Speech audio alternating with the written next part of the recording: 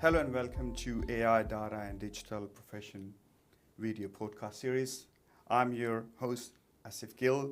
I'm Professor and Head of Discipline Software Engineering, School of Computer Science, University of Technology, Sydney. The main purpose of the podcast is to facilitate knowledge sharing for public good in the overall context of UN's SDG goals, AI, data and digital profession. Today, we are deep diving into business architecture and operating model with our guest and industry leader, Dr. Terry Roach. Terry is a founder and Chief Innovation Officer of Capsify and business architecture leader with extensive experience across different sectors. Terry has spent a lot of time in both in public and private sector, and I'm really looking forward to have a conversation about business architecture and operating model with him in the current context of digital data and AI. I'm going to request Terry to have a quick introduction. Terry, welcome. Yeah, thanks, Asif. Great to be here. As you know, we have a long history together. Asif and I were doing our PhDs in a similar field at about the same time, and we got to know each other then. And I think all of my subsequent research and my subsequent career has been very tightly connected. We've been research partners and supporters of UTS and students over here, and in fact continue till today collaborating. Thank you very much, Terry, and welcome. And thank you for supporting our student over a long time. You're welcome. It's been a pleasure. I've got so much out of it myself. Yeah. No, thank you. So without further ado, I think we are looking forward to have a great conversation with Terry. Terry, you're going to start with your own professional journey. And you have extensive experience as a practitioner. You did PhD, startup, being a successful entrepreneur. That's a great story to tell. Okay. I'm really looking forward to tell us what motivated you and what were the steps in your own journey. So I had a long career in IT. It was a little bit back to front, my career, actually.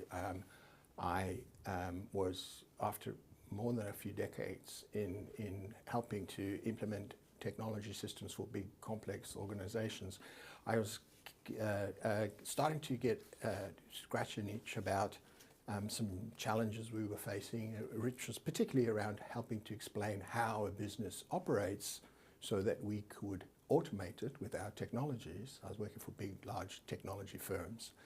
And I was looking for models and approaches to doing this, and stumbled upon some academics that I'd been asking about if they had any frameworks or any approaches to solving this problem.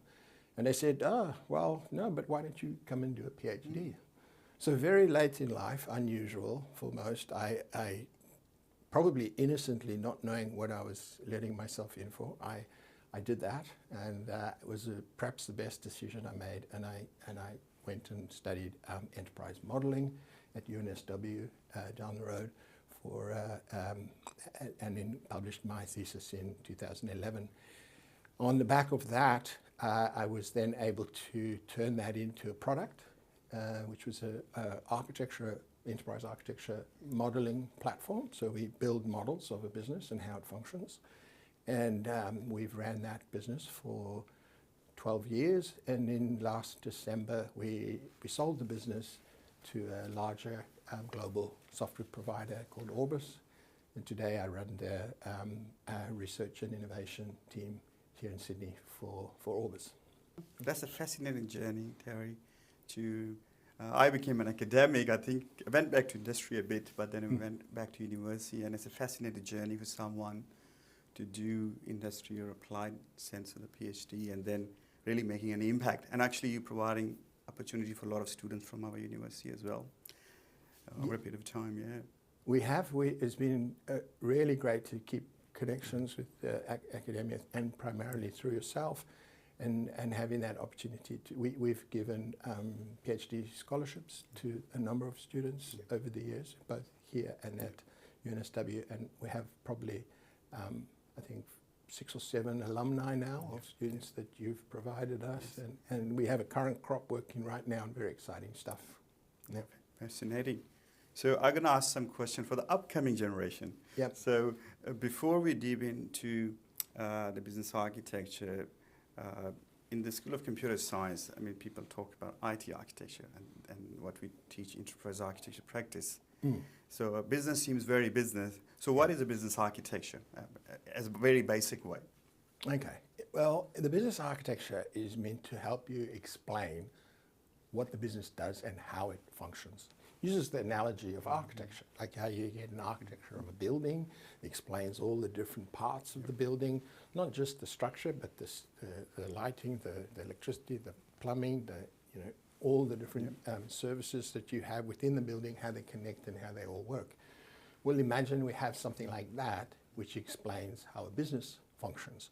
Actually, businesses traditionally have been quite bad at being able to do this, and that was the challenge that I was coming up to. We were trying to help organizations to improve their technology systems, and we'd say to them, well, tell us what your business does, tell us how you function, and they were so bad at being able to have this single consistent repository of knowledge that explains what the business does, that everybody had a shared common view. So the practice of business architecture, which has really evolved over perhaps the last 10 to 15 years, has been coming up with frameworks and mechanisms to have a standardized way of explaining a business operation. Now that's fantastic, Terry, about the business architecture being a design, and as you said, the business operations and understanding what does a business do. So like any other discipline, they have methods, tools, and techniques. Yeah. So from your practice point of view, how should we go about designing a business architecture? Okay. In very simple steps. Sure. Well, the primary concept within a business architecture is this idea of what we call a business capability, right? It's the things that something that you need to be able to do in the course of your business. And so we create a hierarchy of capabilities. They start with very big, broad, structural capabilities that you need as a business. We need to sell things, we need to produce things, we need to whatever that might be. And then we break it down into the smaller pieces. So you get a great big map of everything that you do within your business, different to an org chart. That's how you structure your teams and your people. This is how you structure what you do. And that map becomes the foundation for then linking all the other information. What people, what processes, what information, what technologies do we need for each capability? What risks are there? How well is it performing? What pain points? And this map then is the foundation structure. I think that's a good breaking down into business architecture, into the capabilities or capability-driven approach to business architecture and pain points. Yeah. So now, since there's a lot of hype about AI and the tech, yes, and somehow we kind of carried away with this hype of adopt AI technologies, application systems. So how relevant is business architecture in the AI era, what we are facing at the moment? Well, more than ever, I would say it's becoming relevant. The practice of business architecture has matured, as I said, over the last decade, and it's becoming now mainstream. That practically every large organization has this idea in some form of capabilities and capability-based planning. But what AI has really done for us has accelerated across the whole journey. So firstly, just from being able to construct your own capability map, which can be quite a challenging thing to do. We have AI agents that we've taught what is a capability, what's a good capability.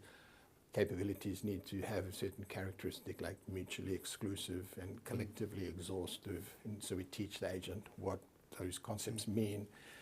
And then the agents now we can just feed them a number of parameters like which industry are you in, how big is you, what part of the world are you in, what's the size of your organization, what markets do you serve, and so on. And with that information, plus the learnings that we've explained of what the agent needs to do, it's able to construct a very good sort of straw man capability map, as well as many other artifacts that we have within the business architecture to go and then validate with the business teams. As a starting point. I think this is a good starting point, Harry. I could imagine that we spend hours and probably weeks and mapping out those capabilities. Now agents can make our life very easy. Exactly, Yeah. in just a very short amount of time. And you get to quite quickly then use this to understand how well the business is performing, where there might be problems. The AI agents can point out redundancies, inconsistencies, help you to rationalize systems where you might have duplication and so on, and really help you to optimize the business operation. Yeah. I'm going to take a lead on that, Terry, about the business operations. And a little bit of a side question for upcoming professionals who want to become business architects and also the students as well. Yeah. So what they should aim for. So where do you see the role of a business architect sits? Does it sit in the IT or in the business or it's somewhere in between? Where do you see it? That's a great question, because architecture, enterprise architecture, is generally an IT function, right? True. And enterprise architects like to consider business architecture as part of the enterprise architecture. But that actually ends up putting this in the wrong place, because actually you really need to get in, for it to be successful, you need to have the business buying into this explanation of how the business functions. You need the business to be able to consume and use these artifacts to plan and evolve their own business operations. If it's all sitting in IT, it's really not ideal. So we advocate as much as possible this should be a strategic planning function. It should sit within the chief operating officer's function, if possible, or the strategy function, and it should help. It should be something that creates artifacts that are consumable and accessible and meaningful to business people, not necessarily just to technology people. I see. I think you mentioned a lot about the business operations now. Yes. I'm going to step forward in terms of the business operations. So let's say business or IT operating model. Yes. So Terry, how do you see? First, let's start about what is an operating model. Okay. And what are the key elements we can see in the operating model? Yeah. Okay.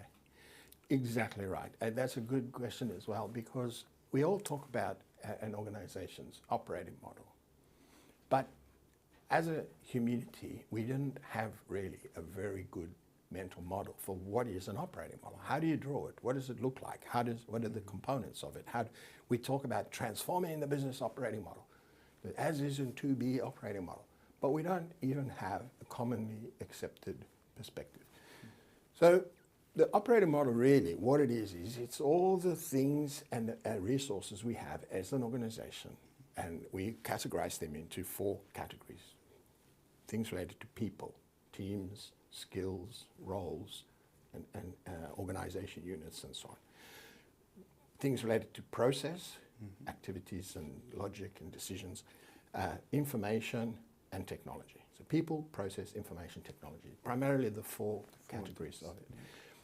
These things scattered across an organization in very fragmented places. You know, you keep your application stacked somewhere, you have your HRs keep taking care of people, and processes are everywhere, and it's hard to find the connections between these. This is where the capabilities help, because that's the organizing anchor point. So each capability relies on people, process, information, technology.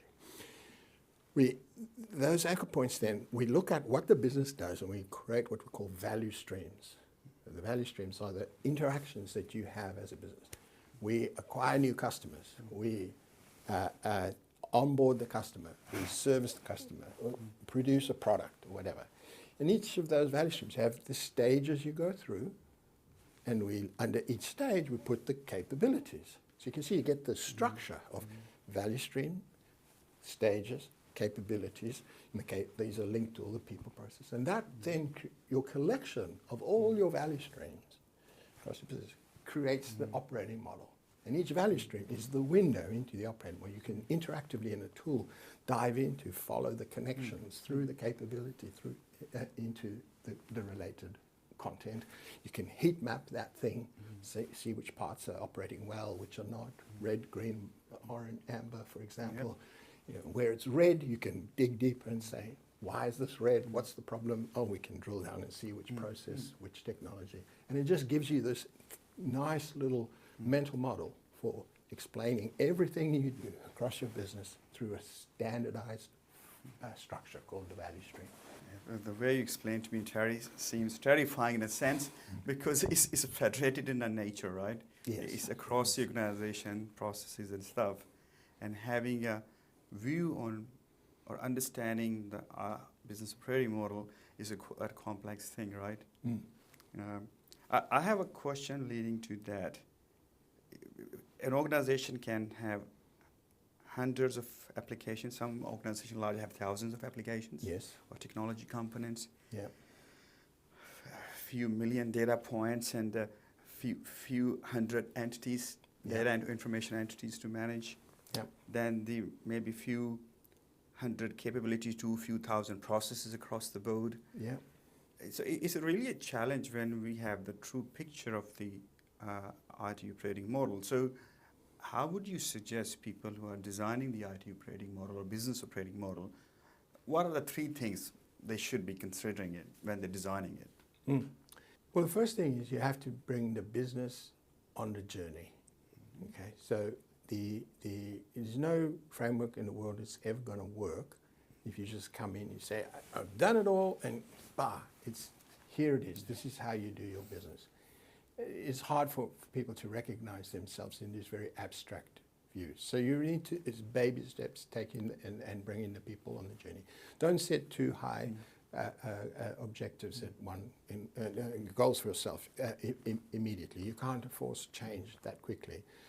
So we just try to sell the concept of this single paradigm of what's a value stream, the capabilities and the structure. And we try to get one single part of the business to implement it and to apply it. We choose that part of the business typically by the current initiatives that are underway. We'll look for which part of the business is currently trying to optimize or themselves or transform themselves, and go and help them to do that through the lens of this artifact. And if they can be successful, they can construct it and demonstrate that it helps them with understanding how the business functions, what they can do to optimize it, then we have a chance to see it seed out from there.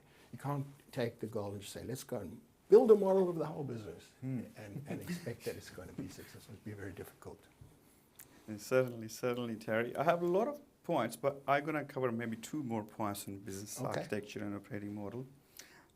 First, I would like to get your practical thoughts about, you talked about a business architecture. Yeah. And then you talked about the business capabilities from business architecture. And now you talked about the operating model, people, process, information technologies, and say the capabilities brings everything together. Yeah. So should we design the business architecture first and operating model second, or other way around? And how would we approach that?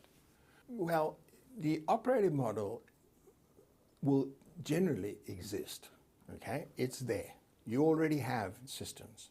You already have processes. You already have people doing stuff. What you haven't probably got is a really good structure for explaining what they all do.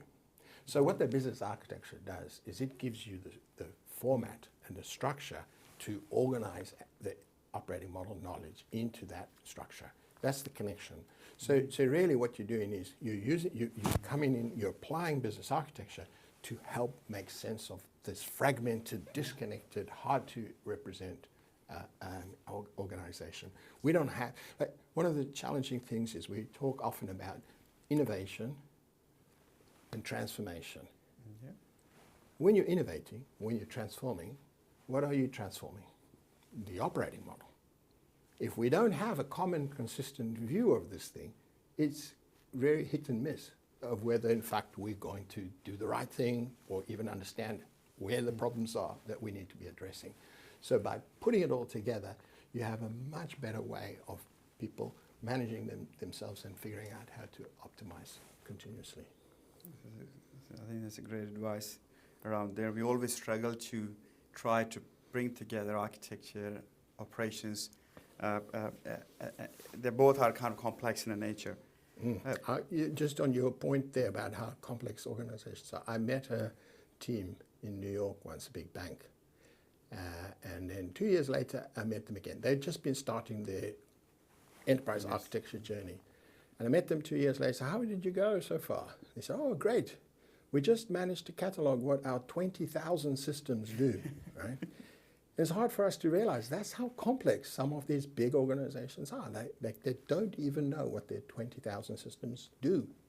That's true. And they're starting from a very low base. So it's a huge, huge complex thing to try to get a holistic view of what a big bank does, for example. I can't agree more on that. When we started business architecture, or architecture in general, when it started a long time ago, we started with spreadsheet, as you remember that, Harry, but then you went away, you developed the software, and then the software has evolved a lot, and we are now talking about AI-enabled. So in terms of, on that point, of we have too much data about the architecture and operating model, what are the key challenges around there when we are dealing with the business architecture or operating model? Why organization can't do it easily, or what are the challenges? Let's say, put it that way. There's a lot of challenges. The first one is just finding the energy and the momentum to just get started, because it's quite a daunting task. Then getting access to the information, right? So generally, the information that we're talking about is sitting in very disconnected, fragmented places, different owners in different places. Each of those people is the custodian of their little part of the business. They don't really know much about how it connects everywhere else, but they know very well their stuff. And prizing it open and getting them to share it and getting it in itself can often be a challenge, right? It can be done, they might have it in very different levels of quality, maturity, completeness, and so sifting that through and aligning it and getting it all connected is a long and laborious task. So this can often take many months, even years, to build these models, which is where AI is becoming so powerful in helping you very quickly to understand your business and say, well, based on what I can see, this is what I think your business should be like. And then you just have to validate and consolidate, make sure that it's correct. Yeah.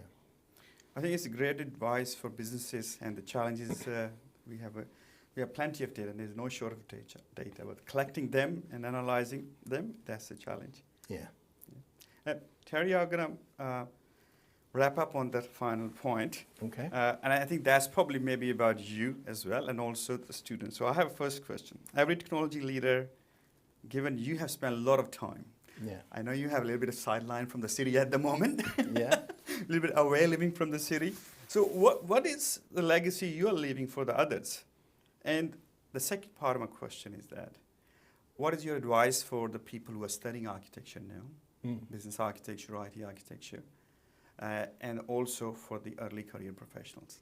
So first I'll start with your legacy and then the advice for the students and the professionals. Well, I think that all of us that are living through this time right now, we can see some exponential change happening in our careers and in our communities and in our businesses, and it's really to do with the technology advances that are happening in AI. We're having to completely rethink how we do things now, how our software works as software providers, given all the new opportunities. So the legacy I think that I hope that we leave is that we are leaving structures and ideas and frameworks in these concepts that we proposed, which people will be able to do so much better, and will have a much better technologies available to make them work and make them reach the potential that we've always felt. I think we've never quite got to the full potential because it has been a slow, long, laborious process, but these things are now changing so fast. So I think that to me, the promise of doing what we do with AI is going to be fantastic. Advice for architects, or for architects, people getting into architecture, this is the time. We have pace of change is getting faster and faster, and change, in order to do change transform organizations, they need architecture. They need people who are managing the structure and organization of how the business functions. So it is a huge opportunity and a very exciting time for young people getting into this world. It's complex and it's never ending, but it's very rich, and so much is still to be researched and grown there. And then finally, just in general terms, I think the thing that I learned coming late into my career and starting over really with a whole new becoming a founder at the age that I did, which was highly unusual, just gave me the excitement and the energy to realize you can really do anything you want. You should never feel inhibited or challenged that you aren't good enough, or your ideas aren't good enough, or you can't achieve that thing, because you can really do anything, and just have to believe and keep resilient and keep at it, and sky's the limit. I think that's a really good point to finish, and very good advice for the young people, and actually never give up, and then keep whatever stages, keep working hard. And I have witnessed, certainly, Terry, your journey in the last 15 years. From being working with you and outside as well, I think it's remarkable what you achieved. Thank you, Asif, and the very same back to you. I'm very, very honored to have been on that journey with you. No, I mean, absolutely not. I would like to thank you very much formally, Terry, coming to UTS and sharing your thoughts with us as students. I look forward to have you back again, actually. Awesome. Let's do it. And on that note, I'm just going to wrap up. I think Terry, an experienced architect, entrepreneur, businessman, PhD people can launch businesses well, and they're very successful. So some piece of advices around the business architecture we covered about capabilities and how capabilities bring together the complex environment of IT, information, processes, and people. I think that's a connector for us. So on that note, I'm going to say goodbye to everyone. Thank you very much for listening and watching. Thank you. Goodbye from now.